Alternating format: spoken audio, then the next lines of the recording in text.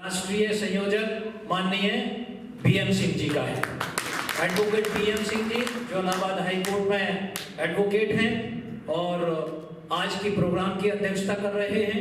मैं चाहूंगा कि वो आए और अपना मार्गदर्शन दें और आप सभी जोरदार तालियों से उनका स्वागत करिए। Advocate BM Singh ji. आज 26 नवंबर संविधान दिवस के अवसर पर अड़ी में तृतीय राष्ट्रीय सम्मेलन डॉक्टर अम्बेडकर राष्ट्रीय अधिवक्ता संघ की तरफ से जो आयोजित है साथियों, उस सम्मेलन में मेरी ओर से और संगठन के समस्त कार्यकर्ता पदाधिकारी साथियों की तरफ से डाइस पर बैठे हुए मेरे सभी कलीग ब्रदर्स और इस सभागार में उपस्थित सभी विद्वान अधिवक्ता साथियों, मैं तो विषय पर बात रखने से पहले एक बात आपके बीच में कहना चाहता हूं। अच्छा हुआ कि इस कोरोना की अफवाह से हमारे कुछ लोग रुक गए, क्योंकि जिस तरह की तैयारी हम लोगों ने बनाई और अगर ये अफवाह काम नहीं करती तो वो हमारे अधिवक्ता साथी बैठते कहाँ। मैं तो इतनी देर से बैठकर जयमिनी साहब यही सोच रहा हूँ अब अचानक टेंट नहीं लगते कलकल साहब, क्योंकि कार्यक्रम की जो तैयारियां जिस रूप से होती हैं उसको ध्यान में रखते हुए सारे डिसीजंस लेने पड़ते हैं। साथियों, आज के कार्यक्रम के विषय पर आते हुए कुछ महत्वपूर्ण बातें मैं आपको संगठन और जो आज का विषय है उसके संदर्भ में रखूंगा। टेक्निकली जो हमारे लीगल कॉन्सेप्ट्स हैं उस लीगल कॉन्सेप्ट्स के बारे में हमारे बहुत सारे अधिवक्ता साथियों के साथ साथ हमारे बीच में आज के chief guest honourable deputy advocate general Nainital high court, उन्होंने अपनी बात को बहुत ही सारगर्भित तरीके से हमारे बीच में रखा। हमारे लिए एक सवाल है और वो सवाल ये है विषय पर आने से पहले कि हम लोगों ने आम लोगों की तरह अपने अपने जिले में ही बैठकर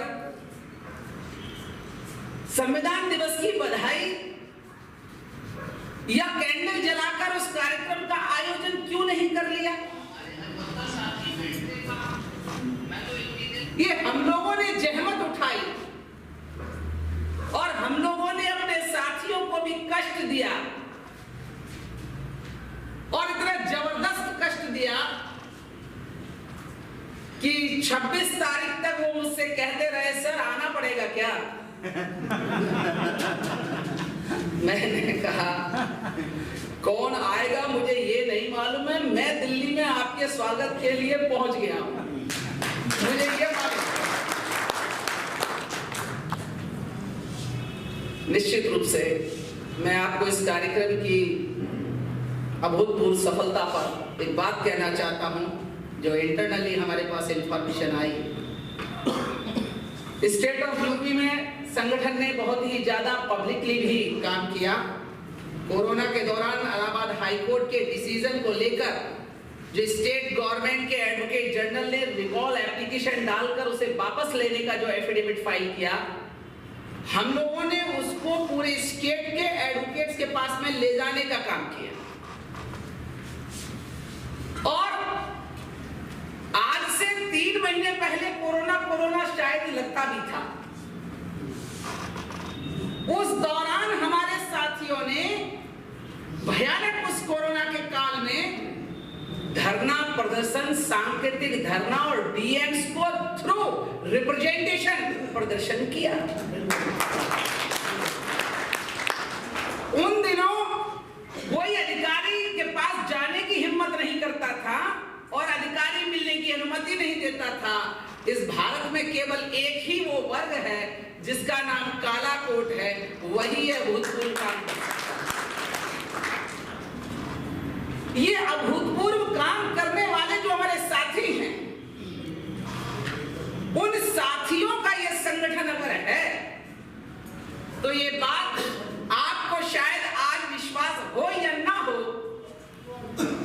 लेकिन मुझे अपने अंदर दिल की गहराइयों से इस बात का एहसास है कि जिस दिन हम डॉक्टर बाबा साहब अम्बेडकर के वो 30 वकील जो उन्होंने कहा था कि जिस समाज में 10 डॉक्टर 20 इंजीनियर 30 वकील हो, उस समाज की ओर लोग उंगली तो छोड़ो आंख उठाकर भी नहीं देख सकते। निश्चित रूप से जिस दिन हमारे पास और हमारे संगठन के पास डॉक्टर बाबा साहब अम्बेडकर के वो 30 वकील होंगे, इसका दूसरा अर्थ है फिर भारत के बहुजन समाज के लोगों को न्याय पाने के लिए किसी के पास जाने की जरूरत नहीं पड़ेगी। लोग आपके पास आकर पूछेंगे, सर कोई गलती तो नहीं हो रही है हमसे? पूछेंगे। ऐसा क्यों कह रहा हूं मैं ऐसा इसलिए कह रहा हूं, हम ही वो वर्ग हैं, हम अधिवक्ता ही वो वर्ग हैं जब लोगों की अक्ल और दिमाग खत्म हो जाता है और लोग पैसे लेकर आते हैं और कहते हैं थोड़ी सी अकल दे दीजिए। जिस वर्ग के पास में दूसरों को अक्ल देने का एकदम एक्स्ट्रा व्यवस्था हो और वो समाज यदि अपने समाज के लिए खड़ा होने का संकल्प ले ले तो क्यों कोई काम मुश्किल हो सकता है? नहीं हो सकता ना, नहीं हो सकता। लेकिन अभी वर्तमान में हमारे सामने जो समस्याएं हैं उन कुछ समस्याओं को ध्यान में रखकर अब मैं कुछ बातें आपको बताना चाहता हूं। रिसेंटली हमने एक सब्जेक्ट लिखा इधर, क्या संविधान के अनुच्छेद 15 सब क्लॉज 4 और 17 ने अपने अंतिम लक्ष्य को प्राप्त कर लिया है? सभी लोगों ने कहा नहीं। Is it clear? और दूसरी भाषा में कहा यदि हां तो कैसे? और फिर आगे हमने लिखा यदि नहीं तो इसके लिए जिम्मेदार कौन? हमें दो बातें मालूम है कि ये जो अंतिम लक्ष्य है ये प्राप्त नहीं हुआ। मैं अंतिम लक्ष्य प्राप्त नहीं हुआ इसके बारे में केवल 2 डॉक्यूमेंट्री बात कहकर अपनी बात को आगे बढ़ा दूंगा। वो 2 डॉक्यूमेंट्री बात कौन सी है? जो भारत का संविधान है, वो भारत का संविधान क्या कहता है? वो बहुत very short, article 15 sub clause 4 and 17,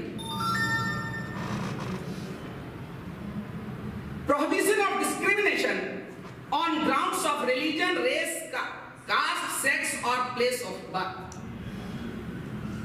This is the title. Now comes clause 4. Nothing in this article or in clause 2 of article 29 shall prevent the state from making any special provision for the advancement of any socially and educationally backward classes of citizens or for the scheduled castes and scheduled tribes. Very short. State have a power to make any law with regard to the persons who are the socially and educationally backward. Try to understand. Socially and educationally backward persons are the other persons than the scheduled castes and the scheduled tribes. Scheduled castes and scheduled tribes already determined before the constitution. Bharat के संविधान के बनने से पहले अनुसूचित जाति और अनुसूचित जनजाति का विषय डिसाइड हो गया था। ये तो सोशली एजुकेशनली उनके लिए लिखा है जो शेड्यूल कास्ट और शेड्यूल ट्राइब के अलावा लोग हैं। इसके अलावा इसका मतलब we have a up pedestal than the other persons who are also socially and educationally backward. State have a power. अब भारत में कुछ लोगों ने ऐसा प्रचारित किया या भारत की जो लिटरेसी है उसके अनुसार कुछ लोगों को लगता है स्टेट माने राज्य सरकार। ऐसा कुछ लोगों को लगता है। स्टेट माने केंद्र सरकार, ऐसा कुछ लोगों को लगता है। We are not a crowd, we are not a crowd,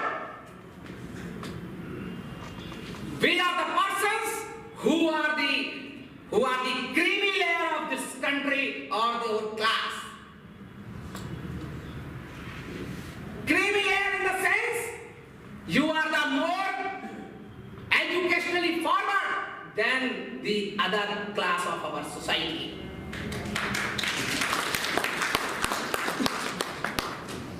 आपको स्टेट ने स्पेशल लॉ बनाने के लिए भारत के संविधान में प्रावधान किया और प्रावधान किया, उसके तहत ही ना SC/ST एक्ट बना। प्रावधान किया और प्रावधान किया इसलिए SC/ST एक्ट बना।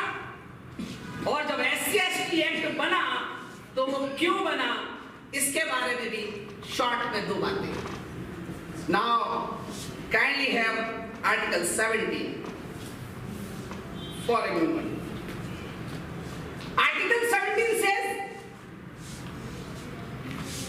abolition of untouchability. I am very thankful to my brother Siddhant Gautam. Very thankful.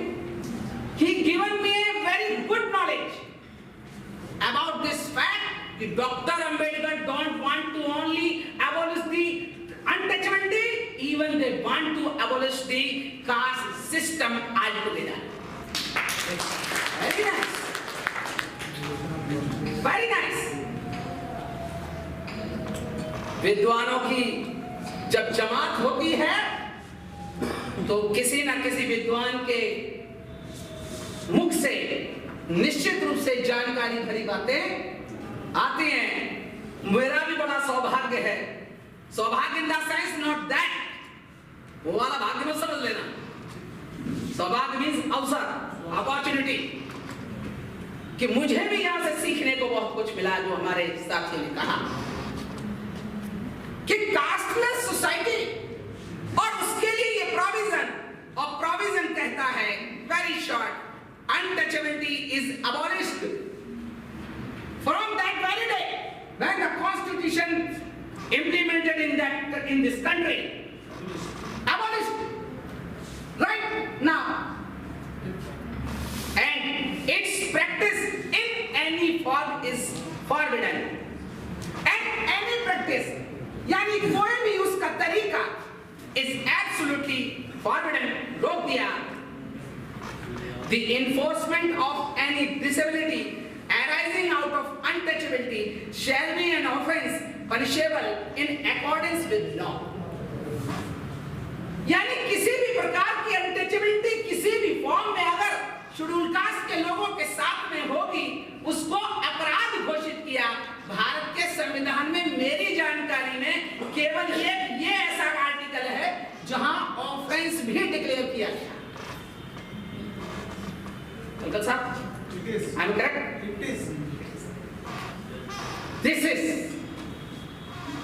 और इसी के पर्सन्स में SC/ST एक्ट आ गया। मैं सुप्रीम कोर्ट का सम्मान ठीक वैसे ही करता हूं, मैं भारत के संविधान का सम्मान की वजह से भारत के सुप्रीम कोर्ट और हाई कोर्ट का सम्मान करता हूं। क्यों? You are gaining the power from the Constitution itself. We are gaining the right from the Constitution itself. Supreme Court or any authority or any person in this country is gaining the power from the Constitution. Constitution is the supreme law of this country, not the Supreme Court. Bharat का संविधान सर्वोच्च है और भारत के संविधान से आप शक्ति ले रहे हो और हम भारत के संविधान से अधिकार ले रहे हैं। यदि भारत के संविधान की व्याख्या की जिम्मेदारी आपके ऊपर है It is a well-settled principle of law. It is well-settled principle of law. You have to interpret the provisions as per the law, with the reasons, with the concepts, with the principles, not your own views. आप भारत के संविधान की व्याख्या करोगे, ये बात सच है, लेकिन मौलिक सिद्धांतों को आधार बनाकर, ना कि अपनी व्यक्तिगत विचार के आधार पर। बहुत छोटी बात नहीं है, बात बहुत आगे निकल गई। मैं आपको विषय की तरफ ले जाते हुए केवल बहुत शॉर्ट में एक बात कहना चाहूंगा। जो आर्टिकल 17 ने अनटचेबिलिटी और आर्टिकल 15(4) ने जो पावर्स दिया लॉ बनाने का, उसके तहत में SC/ST एक्ट का ये सेक्शन है। वो सेक्शन क्या है, मैं शॉर्ट में आपको बोलता हूं। Section 3 sub clause 1 sub clause R, intentionally insults or intimidates with intent to humiliate a member of a scheduled caste or a scheduled tribes in any place within public view। अब बस dispute यही है। हमारे में कुछ media के साथी कुछ थे, पहले उन्होंने जब पूछा मुझसे सवाल कि सुप्रीम कोर्ट का एक रीसेंट जजमेंट आया, वो रीसेंट जजमेंट सुप्रीम कोर्ट का क्रिमिनल अपील के अंदर आया, Hitesh Verma versus the state of Uttarakhand and another. इत्तेफाक है कि सुप्रीम कोर्ट का जजमेंट भी उत्तराखंड राज्य के संदर्भ में आया और हमारे चीफ गेस्ट भी डिप्टी एडवोकेट जनरल ने उत्तराखंड हाई कोर्ट से। It's a very coincidence. Insults in any place within public view। मैं सुप्रीम कोर्ट के जजमेंट से पहले एक दूसरे जजमेंट इलाहाबाद हाई कोर्ट पर आकर आपको बता दूं, उसका नाम है जजमेंट का KP Thakur and another versus Sunil Tripathi, sorry, government of state of UP and another. ये जो जजमेंट इलाहाबाद हाई कोर्ट का आया, वे 18 फरवरी 2020 को आया और ये ऑनरेबल जस्टिस रामकृष्ण गौतम ने दिया। समझ गए ना गौतम साहब, वो वाले गौतम साहब। इधर हमारा कल ये भी डिस्कशन चल रहा था, कल साहब ने बता दिया। तो रामकृष्ण गौतम साहब ने, मैं शुरुआत हाई कोर्ट से इसलिए कर रहा हूं कि ये सुप्रीम कोर्ट तो बाद में आता है ना, ये कार्यक्रम वहां से लगा देते हैं हमारे। मैं केवल एक पैराग्राफ आपको इसलिए बता रहा हूं क्योंकि ये लड़ाई सामान्य भाषणों से नहीं होगी, इसके लिए थोड़ा सा भी हम लोगों को आगे चलना पड़ेगा। केवल उसका एक पैराग्राफ, वो पैराग्राफ क्या है कि 482 482 की एप्लीकेशन में एक व्यक्ति हाई कोर्ट गया इस बात को लेकर कि साहब कि जिसने ये कंप्लेंट फाइल कर दी है SC/ST में, बड़ी गलत है, ये सेक्शन नहीं बनता 3110 यानी सब क्लॉज R का। क्यों? क्योंकि जिस समय की ये घटना बता रहा है, उस समय कमरे में मेरे अलावा और इसके अलावा कोई था ही नहीं। This was the issue. अब जब कोई कमरे में था नहीं, ये वर्ड्स क्या यूज किया? It was a chamber of the inquiry officer where presenting officer and the inquiry officer were present, and it can never be said to a public view. Even if any occurrence took place at that place, it may never be said to be a public view, and it has been verified by the apex court.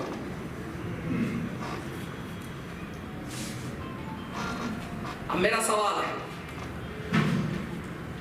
अगर हम कमरे में बैठे हैं अकेले और हमको मां बहन की dash dash dash dash dash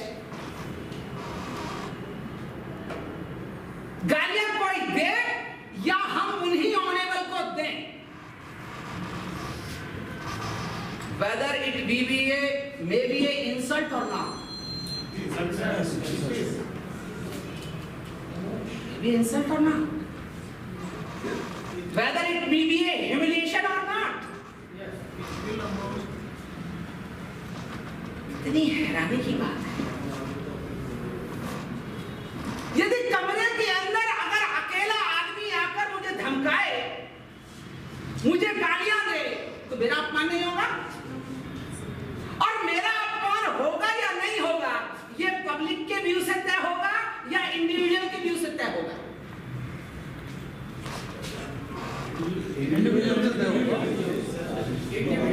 view. What is the meaning of view? In any place within public view.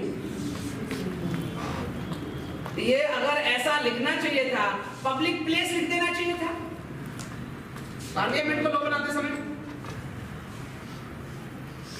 आप सभी साथी जानते हैं, जैसे कहा जाता है भाई इस व्यक्ति का व्यू क्या है। व्यू माने ओपिनियन होता है या दृश्य होता है? ओपिनियन। व्यू विचार।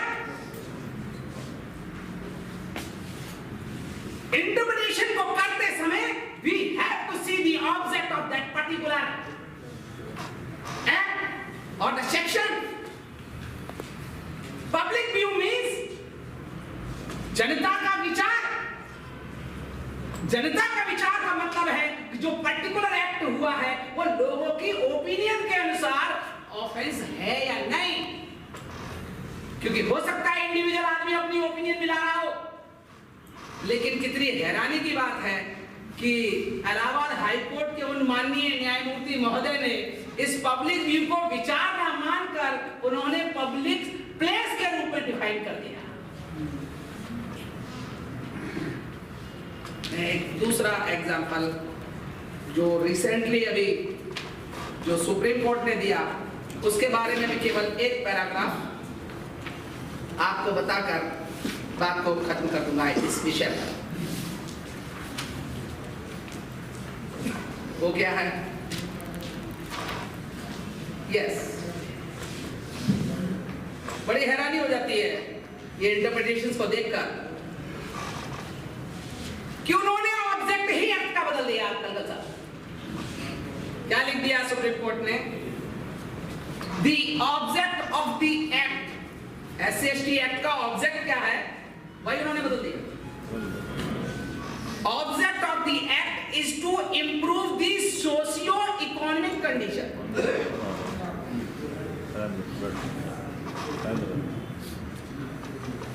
Socio economic condition. Here also they have interpreted the problem of the society is economic.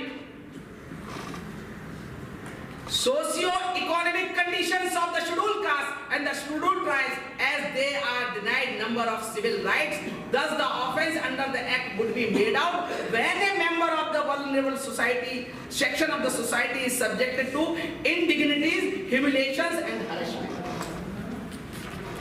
अब सुप्रीम कोर्ट का ये जो जजमेंट आया है, ये जजमेंट जो आया 5 नवंबर 2020 को 3 जजेस ने दिया, अजय रस्तोगी साहब, हेमंत गुप्ता साहब, एल नागेश्वर राव साहब। हेमंत गुप्ता ने जजमेंट को डिक्टेट किया। उस विषय के आधार पर हमको समस्या को आइडेंटिफाई करना है। उनके इंटरप्रिटेशन के अनुसार यदि हमें कमरे में अब कोई गाली देता है तो उनके अनुसार कोई भी दिक्कत की बात नहीं। Even Supreme Court has held even in the presence of your relatives or your friends, it cannot be stated the offense has been committed. आपके मित्रों और आपके रिश्तेदारों की उपस्थिति में भी अगर होता है तो भी इसे SC/ST एक्ट पर लागू नहीं। अब उनका क्या कहना है? Public view. अब पब्लिक के लिए हम उन्हीं के बिरादरी के ब्राह्मण भैया को बुलाकर लाएंगे गाली खाने से पहले, भैया क्या करने आए हो, गाली देने आए हो, please wait a some minute, मेरे बगल में रहते हैं फलाने जी, बुलाकर लाता हूँ, सर प्लीज आइए, क्यों, वो गाली देने वाला है मुझे, मेरा अभी इंसल्ट करने वाला है, अच्छा अच्छा चलिए मैं चलता हूँ, हाँ मैं आ गया भाई, अब तू गाली दे।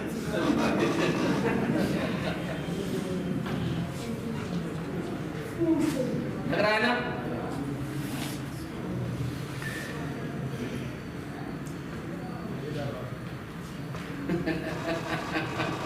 मुझे हंसी केवल कब आती है जब मुझे ज्यादा गुस्सा आता है, और आती हंसी इसलिए है,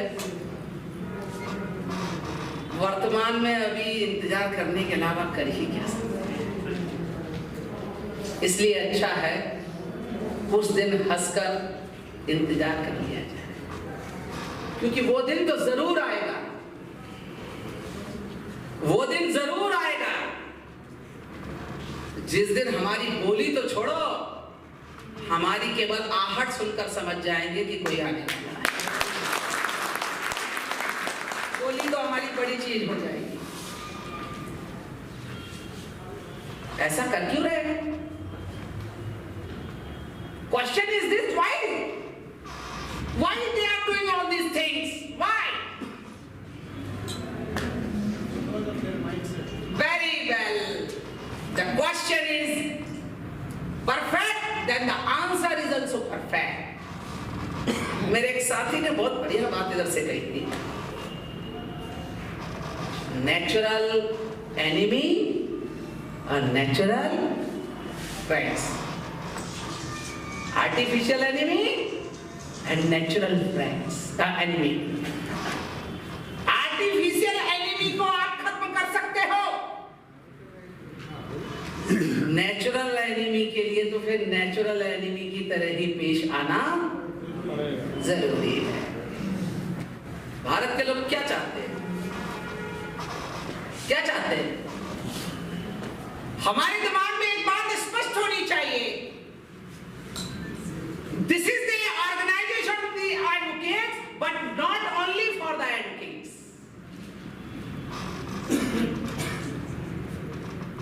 This is the organization of the advocates, but not only for the advocates. This is for the whole country. Whole country. Why? Because we want to establish the constitution on ground level. On ground level. मैं एक चीज का वादा करता हूं, जिन लोगों ने भी हमारे हक अधिकारों को छीनने का काम किया है और जो कर रहे हैं, समय आने पर हम उनके साथ में अन्याय नहीं करेंगे, उनको भी न्याय उपलब्ध कराएंगे। क्यों? क्योंकि हमारे जो महान आदर्श हैं, उन्होंने कभी अन्याय की सिद्धांत को नहीं अपनाया। हमारे आदर्श सबको न्याय देने की बात करते रहे।